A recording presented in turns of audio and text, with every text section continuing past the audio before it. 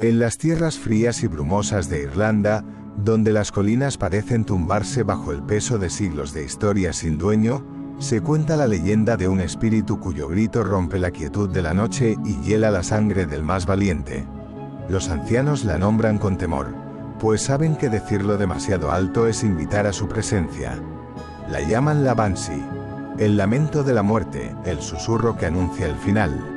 Dicen que su origen se remonta a tiempos olvidados, cuando los clanes aún luchaban entre sí por tierras y poder, y los dioses vigilaban de cerca cada acto de los hombres.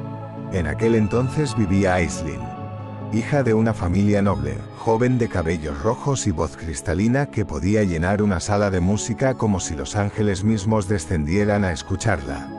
Era una mujer que muchos envidiaban y otros tantos deseaban, pero su corazón pertenecía a un hombre que no debía amar, un guerrero de un clan enemigo. El amor entre ambos fue un secreto imposible de ocultar. Las reuniones furtivas junto al río, las cartas escondidas en muros de piedra, todo fue descubierto tarde o temprano. El padre de Aisling, cegado por el orgullo y la furia, condenó a su hija a un destino cruel. La encerró en una torre oscura, donde la única compañía era el eco de su propia voz. Se dice que allí gritó y lloró hasta que la garganta se le desgarró, suplicando un perdón que nunca llegó. Una noche de tormenta, incapaz de soportar más humillación, Aisling se lanzó desde lo alto de la torre al río que corría a sus pies. El agua fría envolvió su cuerpo y lo arrastró hacia las profundidades. Pero su espíritu, retorcido por el dolor y la traición, no encontró reposo. El grito de su caída se transformó en un lamento eterno, un alarido que la muerte misma escuchó y aceptó como pacto. Así nació la Banshee, el espectro condenado a vagar, anunciando con su voz desgarrada el fin de los que aún respiran.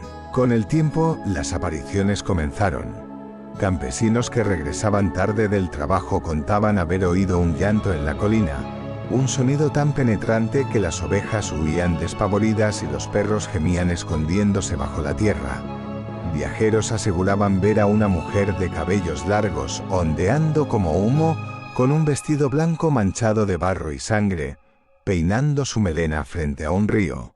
Al acercarse, desaparecía en la bruma, pero el grito permanecía en sus oídos durante días. El pueblo pronto entendió el significado de esos lamentos. Cada vez que alguien escuchaba el grito de la Banshee, la desgracia caía sobre alguna familia.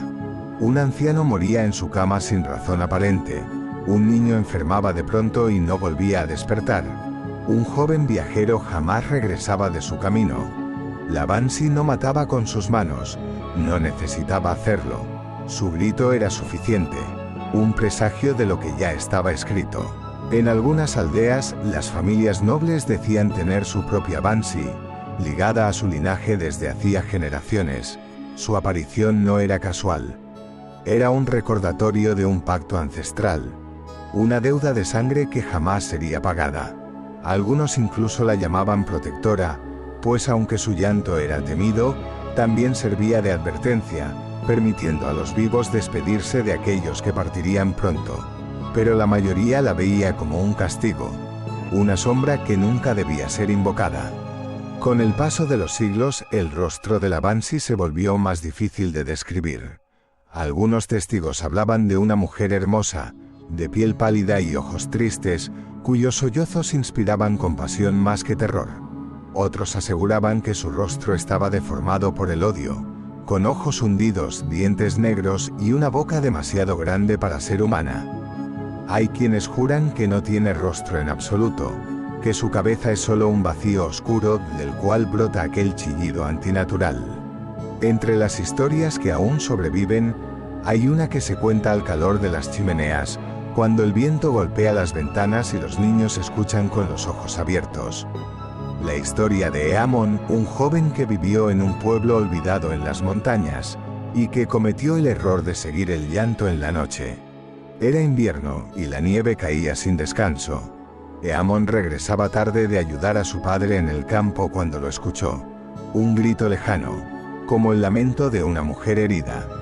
Al principio pensó que alguien pedía auxilio, y sin dudarlo tomó una antorcha y corrió hacia el sonido. A medida que avanzaba, el grito se hacía más claro, más desgarrador, hasta que lo tuvo justo enfrente. En lo alto de la colina, iluminada por la luna, estaba ella. Una mujer vestida de blanco, con el cabello enmarañado cubriendo su rostro. Estaba arrodillada, lavando una tela ensangrentada en un arroyo helado. Eamon se acercó temblando, preguntando si necesitaba ayuda. Entonces ella levantó la cabeza. El joven jamás pudo describir lo que vio, pues lo que parecía un rostro humano se deshizo ante sus ojos, convertido en un vacío negro, del que brotó un grito tan fuerte que la antorcha se apagó al instante. Dicen que Eamon regresó al pueblo al amanecer, pálido, con la mirada perdida, incapaz de pronunciar palabra. 3 días después murió en su cama, con la boca abierta como si aún intentara gritar.